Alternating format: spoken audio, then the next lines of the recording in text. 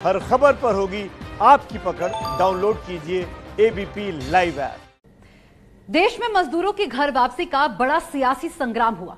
हर party ने बहती गंगा में हाथ धोए, लेकिन अब जब फैक्ट्रियां खुल चुकी हैं, ऐसे में एक बार फिर मजदूरों का संकट हो गया है। मशीनें तैयार है, प्रोडक्शन होना है, लेकिन यहां काम करने वाले मजदूर ही नहीं है। पंजाब से बकायदा एक बस बिहार चली गई मजदूरों को वापस लाने के लिए। सवाल बड़ा है कि क्या रिवर्स माइग्रेशन होगा? पंकज झा की ये रिपोर्ट देखिए।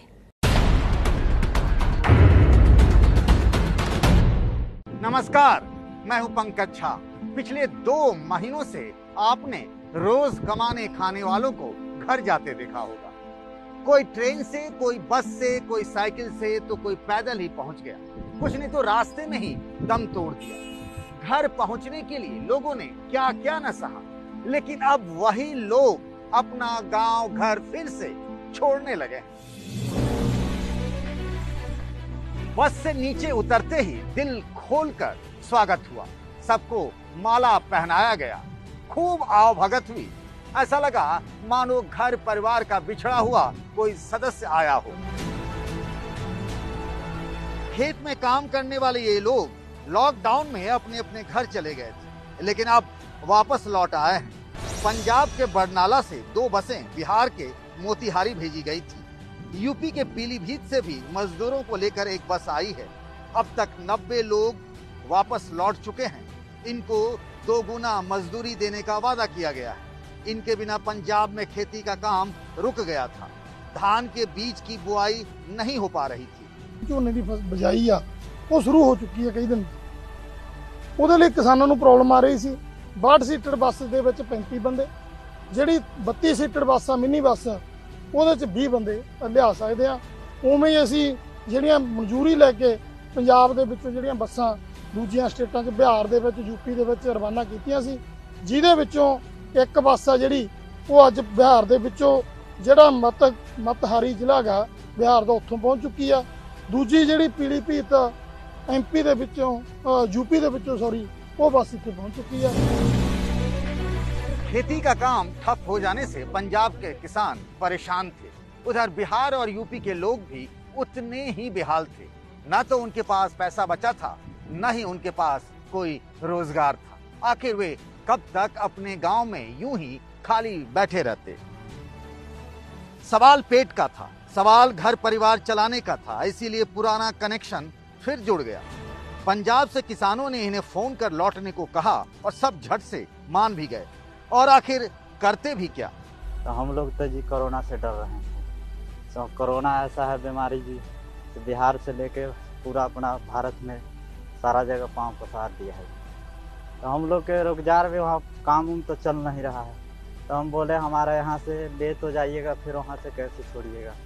फिर वहाँ बोले कि अपना वहाँ आपको ले जाने का आने का पूरा आपको खर्चा देंगे, आधा तू लगा लेना भैया, आधा हम लगा लेंगे। बिहार के अंदर में ऐसा है जी, जो उनसा भैया यहाँ से तो चले गया और जो हम लोग तो मजदूरी करने वाले हैं, तो अपना वहाँ उतना साधन नहीं है जी बिहार का। बिहार और यूपी से आए लोगों को अभी खेतों में बने ट्यूबवेल रूम में ही ठहराया गया है। सबसे पहले इन सब का कोरोना टेस्ट होगा। अगर रिपोर्ट नेगेटिव आई तो फिर इन्हें खेती के काम में लगाया जाएगा। इन सबको बुलाने के लिए, यानी इन खेतिहर मजदूरों को बुलाने के लिए किसानों को धरना प्रदर्शन तक करना पड़ा। इसके बाद पंजाब सरकार से इजाजत मिली। भारतीय किसान यूनियन लखोवाल जिंदाबाद, जिंदाबाद, जिंदाबाद। बिहार और यूपी के लोग नहीं लौटते तो फिर पंजाब के खेत खाली ही रह जाते। मॉनसून की बारिश के बाद धान की रुपाई नहीं हो पाती। कहते हैं कि बिहार और यूपी के मजदूरों के दम पर ही पंजाब के खेत सोना उगलते हैं और बिहार यूपी वालों का घर परिवार भी पलता है।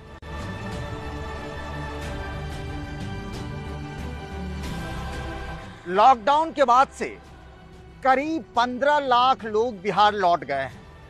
इन सबको पहले क्वारंटीन सेंटर में रखा गया, फिर सब अपने अपने घर गए। घर जाते ही सबको एक ही सवाल ने घेर लिया कि अब क्या करें?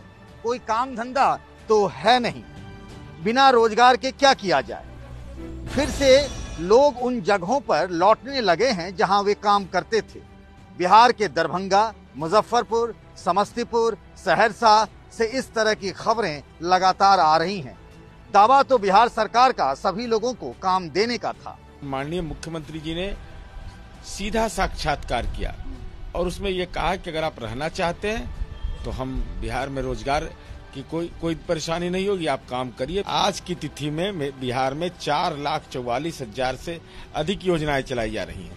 5 करोड़ 8 लाख से ज्यादा मानव दिवस सृजित किए गए और वो हमारे हैं, तो अगर रहना चाहेंगे तो हम उनके काम की गारंटी भी लेंगे। लॉकडाउन के पूरे 2 महीने हर दिन कमाने खाने वाले लोग अपने घर लौटते रहे। इसे रिवर्स माइग्रेशन कहा गया। लॉकडाउन के पूरे 2 महीने हर दिन कमाने खाने वाले लोग अपने अपने घर जाते रहे। इसे रिवर्स माइग्रेशन कहा गया। लेकिन अब वही लोग पलायन यानी माइग्रेशन करने लगे। लॉकडाउन से अनलॉक होने की कहानी में एक ट्विस्ट है। कामगारों के बिना ही कई फैक्ट्रियां खुल गई, कुछ खुल नहीं पाई, और जो खुल गई हैं वहां काम करने वाले बहुत कम हैं। ऐसे हालात में फैक्ट्री मालिकों की बैंड बज गई है। नोएडा में गारमेंट्स बनाने की करीब 3,500 छोटी बड़ी कंपनियां हैं। ये सब फिर से शुरू तो हो गई हैं, लेकिन लॉकडाउन में काम करने वाले अपने घर चले गए थे, इसीलिए काम आधा अधूरा ही हो पाता है। अप्रॉक्सीमेटली पहले 8 से लेकर 10 लाख एम्प्लॉयज़ जो लोग काम करते थे रेगुलर बेसिस पे, सीजन के हिसाब से थोड़ा ऊपर नीचे होता था, पर आज हम सिर्फ 20% और 25% से ही काम कर रहे हैं। मैंने सरकार से रिक्वेस्ट की है कि आज हमारे को नोएडा के अंदर इस समय एकदम 2 लाख कारीगरों की सख्त ज़रूरत है, क्योंकि हमारे हर यूनिट के अंदर किसी में 200 चाहिए, किसी में 300 चाहिए, किसी में 1000 आदमी चाहिए। टेलर्स की व्यवस्था करने के लिए मैंने उनसे रिक्वेस्ट की है। नोएडा में गारमेंट्स बनाने वाली कंपनियों ने यूपी सरकार से 2 लाख दर्जियों की डिमांड की है। सीएम योगी आदित्यनाथ ने यूपी आने वालों की स्किल मैपिंग के लिए कहा था। इसका मतलब ये है कि कौन किस तरह का काम कर सकता है, उसका डाटा तैयार हो। अब तक 65,000 दर्जी की लिस्ट बनी है। ये सब अब नोएडा की गारमेंट्स फैक्ट्रियों में काम कर पाएंगे। अब वो इंडिविजुअली सबसे संपर्क करके उनको अपॉइंटमेंट लेटर जारी करेंगे।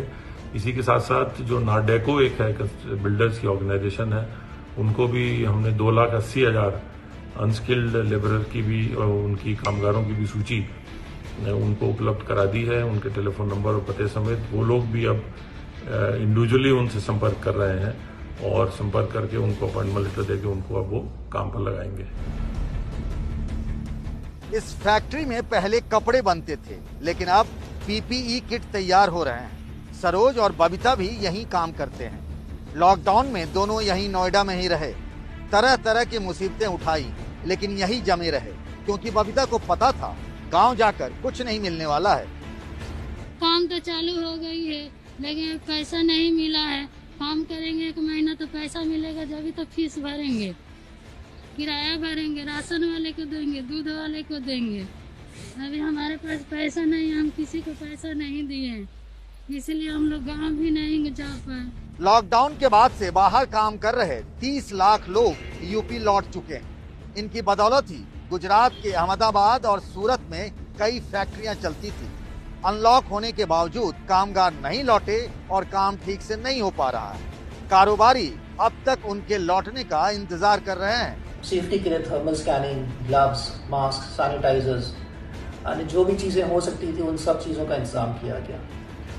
लेकिन जो एक होड़ सी मची है माइग्रेंट लेबर्स के वापस जाने की, उसमें हमारे यूपी साइड के जितने लेबर्स थे वो एकजुट होकर सब वापस चले गए।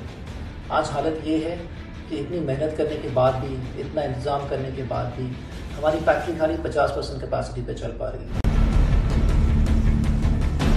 आपको याद होगा यूपी बिहार के लोगों ने सूरत में कई बार तोड़फोड़ और हंगामा किया था, मारपीट हुई थी। ऐसा उन लोगों ने घर जाने की जिद में किया था।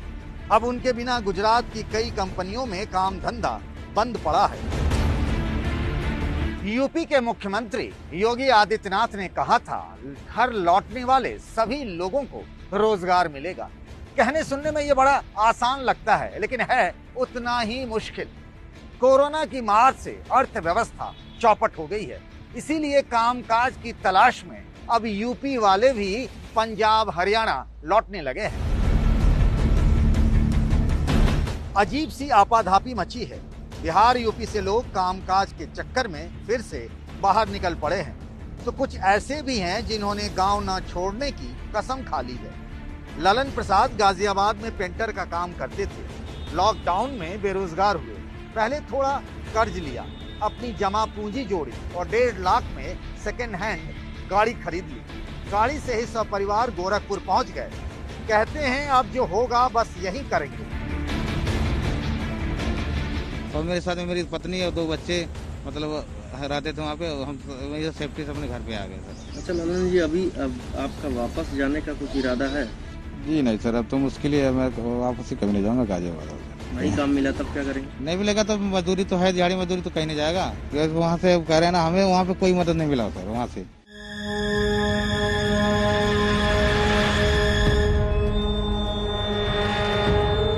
1947 के बाद पहली बार देश ने इतना बड़ा पलायन देखा।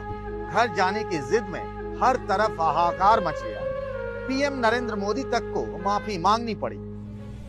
विडंबना देखिए कि ये लोग फिर से उन्हीं जगहों की ओर चल पड़े हैं जहां से महीने 1.5 महीने पहले ये सब कुछ छोड़ छाड़ कर भाग निकले थे। आखिर करते भी तो क्या? इनके पास कोई रोजी रोटी तो थी नहीं। इनके सामने था तो सिर्फ अथाह अंधकार, गरीबी, लाचारी, भूखमरी और मुसीबतों का अंतहीन सिलसिला। इनके मन से कोरोना का डर कब का निकल चुका था, इसीलिए पलायन फिर से शुरू हो गया है। इनके पास रह गई है तो सिर्फ मौत को ढकेलकर जिंदगी गुजर बसर कर लेने की चाहत। आज के लिए बस इतना ही। अगले हफ्ते यानी रविवार को इसी समय यानी शाम 6 बजे आपसे फिर मुलाकात होगी पंकज का पंच में। तब तक अपना ख्याल रखिएगा। नमस्कार।